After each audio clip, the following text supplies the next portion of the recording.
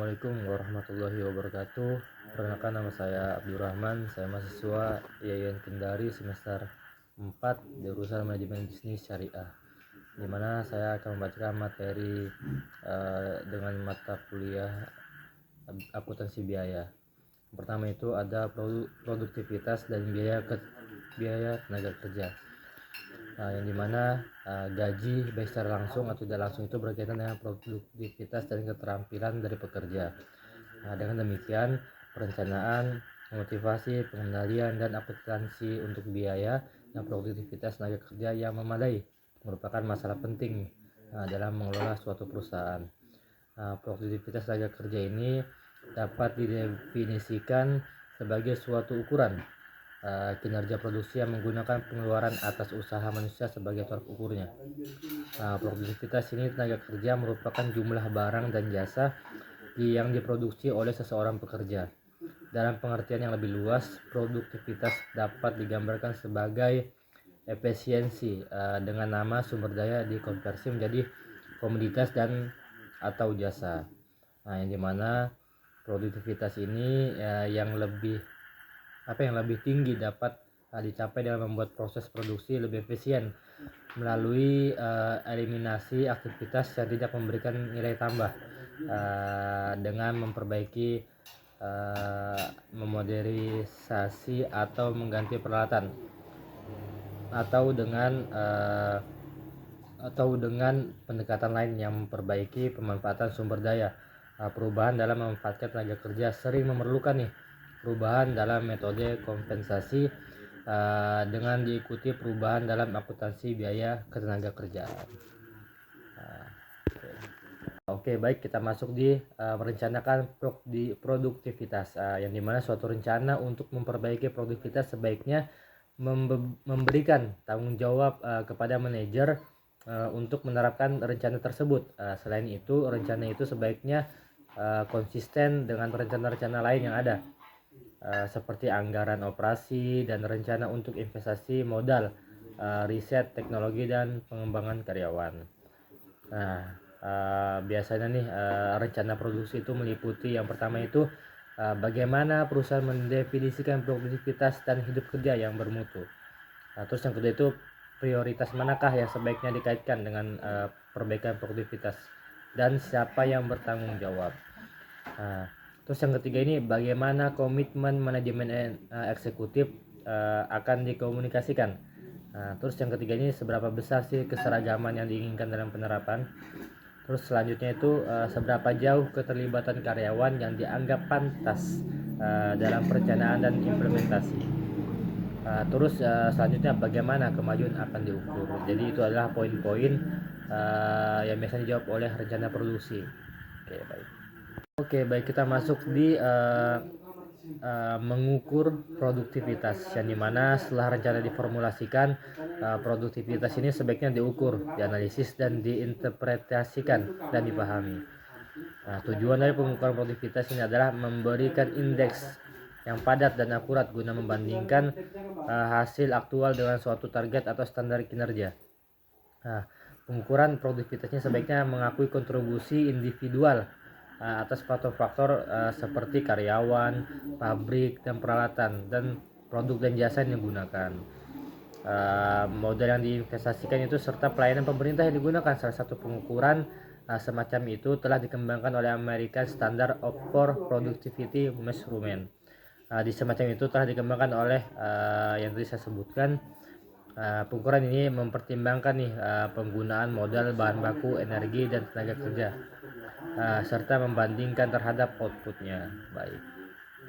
Baik, selanjutnya kita masuk di dampak ekonomi dari produktivitas. Apabila produktivitas ini meningkat, laba bisnis dan pendapatan dari pekerja juga meningkat. Lebih lanjut lagi, peningkatan produktivitas ini memungkinkan masyarakat untuk memperoleh output yang lebih banyak dan lebih baik dari sumber daya yang tersedia dalam perekonomian tersebut. Jadi dalam tahun-tahun terakhir ini produktivitas secara umum telah meningkat yang menyebabkan lebih banyak barang dan jasa tersedia. Tetapi kadang-kadang keuntungan produktivitas ini turun. Suatu keterlambatan menyebabkan peningkatan biaya. Apabila peningkatan output tidak dapat mengimbangi kecepatan peningkatan biaya, maka biaya per unit dan juga harga jual akan meningkat. Jika harga dipertahankan agar tidak naik, maka peningkatan upah harus mencerminkan nih adanya pengurangan biaya per unit yang disebabkan oleh peningkatan produktivitas. Baik, mungkin itu saja untuk penjelasan dampak ekonomi dan produktivitas. Oke, baik, selanjutnya kita masuk di rencana pemberian insentif. Yang dimana total kompensasi seorang pekerja ini dapat didasarkan pada kontrak tenaga kerja hasil negosiasi. Nah, studi produktivitas ini evaluasi kerja, membagikan laba, rencana pemberian insentif, dan upah per jam yang dijamin. Nah, yang dimana berbeda dengan pembayaran per jam nih ya, per minggu atau per bulan. Rencana pemberian insentif ini memberikan imbalan bagi pekerja sesuai dengan peningkatan outputnya yang berkualitas tinggi. Standar kerja per jam atau per harinya ini sebaliknya ditetapkan sedemikian rupa sehingga pekerja dapat melampauinya dengan usaha yang wajar sehingga dapat menerima manfaat penuh dari insentif tersebut. Yang dimana pelaksanaan dan dari perencanaan ini pemberi insentif tidak hanya memerlukan usaha gabungan dari Departemen Personalia, serikat pekerja, insinyur pabrik, dan akuntan, melainkan juga kerja sama pekerja. Baik, itu saja mungkin yang saya jelaskan tentang rencana pemberian insentif. Nah teman-teman, kita sekarang masuk di rencana insentif organisasi atau itu pembagian keuntungan organisasi, yang dimana manajemen sebaiknya mengevaluasi kekuatan dan kelemahan baik dari rencana pemberian insentif individual maupun kelompok guna menentukan yang terbaik bagi organisasi mereka. Dalam situasi di mana produktivitas dan seluruh organisasi memerlukan perbaikan, maka rencana insentif organisasi atau pembagian keuntungan organisasi mungkin menjadi jawaban terbaik. Rencana insentif organisasi itu juga dikenal dengan rencana pembagian keuntungan organisasi yang telah dikembangkan sebagai jawaban atas masalah produktivitas yang telah mewabah dalam industri di US. Baik, itu saja mungkin yang sudah dapat sampaikan tentang rencana insentif organisasi.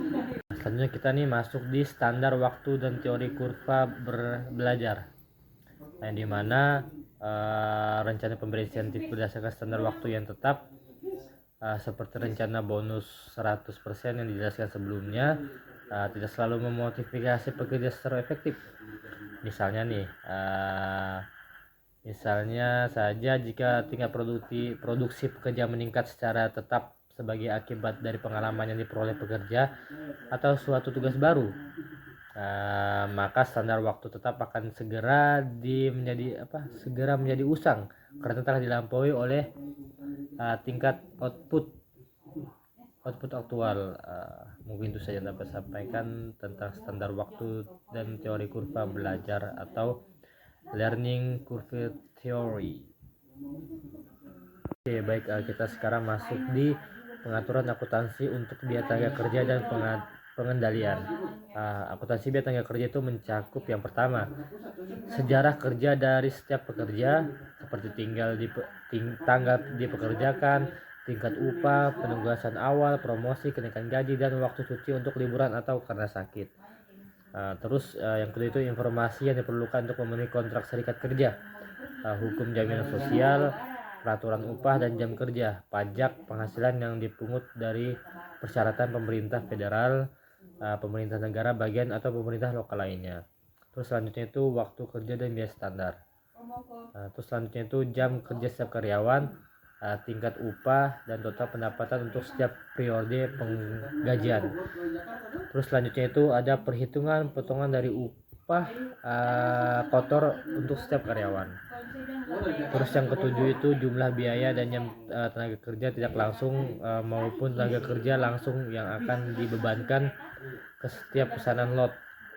Terus proses atau departemen untuk setiap periode biaya atau jam tenaga kerja langsung seringkali itu digunakan sebagai dasar mengalokasikan biaya overhead, di mana overhead itu adalah biaya over atau biaya berlebihan.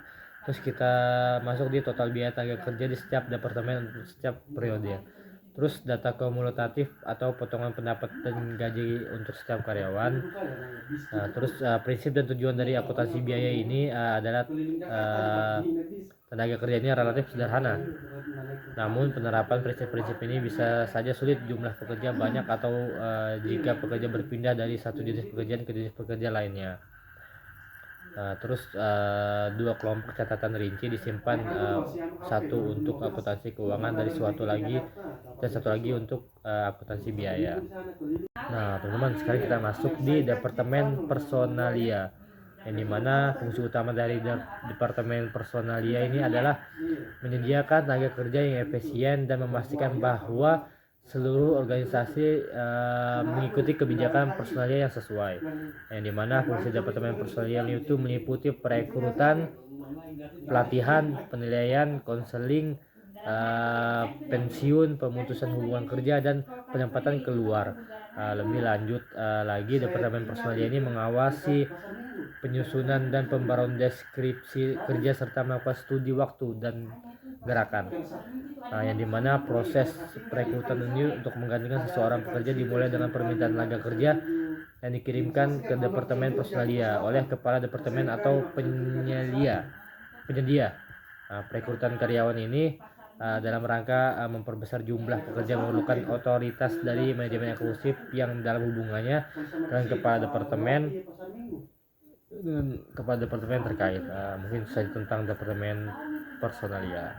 Teman-teman, sekarang kita masuk di departemen perencanaan produksi, yang dimana departemen perencanaan produksi ini bertanggung jawab penuh untuk menjadwalkan pekerja dan memberikan perintah kerja ke departemen produksi, yang itu memberi perintah kerja umumnya disertai dengan permintaan bahan baku dan kartu jam kerja tenaga kerja yang mengidentifikasi operasi yang dilakukan oleh produksi tersebut. Oke, baik. Terus daftar yang spesifikasi itu dan terinci itu dari urutan operasi tenaga kerja dan mesin yang disebut rute atau routing, yang merupakan hal yang penting nih jika pekerja ingin dilakukan dalam waktu yang diperbolehkan tanpa menunda pekerjaan lain yang memerlukan beberapa mesin dan tenaga kerja yang sama. Penundaan yang disebabkan oleh kurangnya bahan baku, terus keluhan dari pekerja dan pelanggan tentunya. Oke, baik, kita masuk di ribut ya. Kita di departemen pencatatan waktu, yang dimana memastikan adanya catatan yang akurat atas waktu kerja setiap karyawan adalah langkah pertama dalam perhitungan biaya tenaga kerja.